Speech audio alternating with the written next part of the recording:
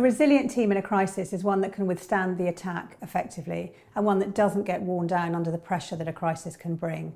But very often we forget about our teams in a crisis situation and forget to look after them. We're too busy thinking about how the brand should respond and how to deal with the situation, but not necessarily about the health of the people who are dealing with it.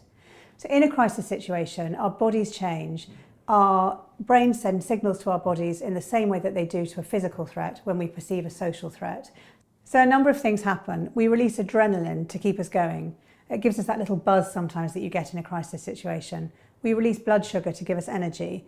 Our pupils dilate so that our peripheral vision gets better and our oxygen intake increases. And all that is ancient instinct to help us prepare for fight or flight. So in a crisis situation, in the old days, in ancient times, that was very useful if you were facing a predator.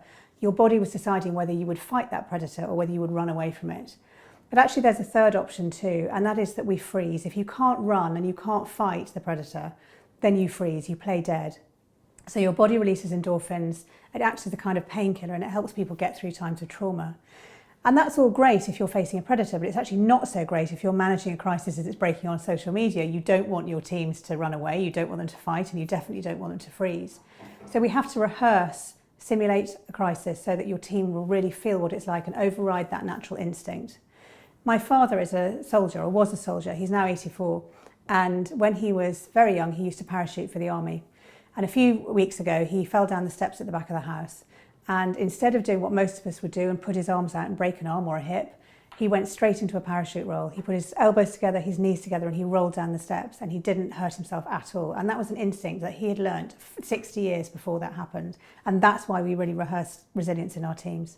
So there is some work that you can do to build resilience in your teams. The first is to have a really clear vision that everybody is working towards. If everyone knows what they're doing, then they're going to work together much more effectively and understand their role in the business.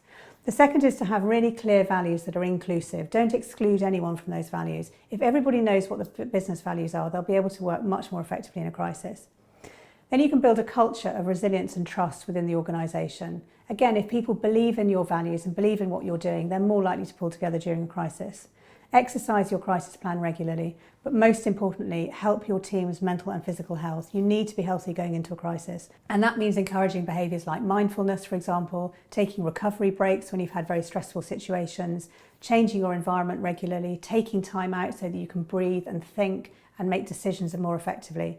And simple things like keeping hydrated, get some fresh air, take a walk and take time out. And all of that will make you far more able to withstand an attack.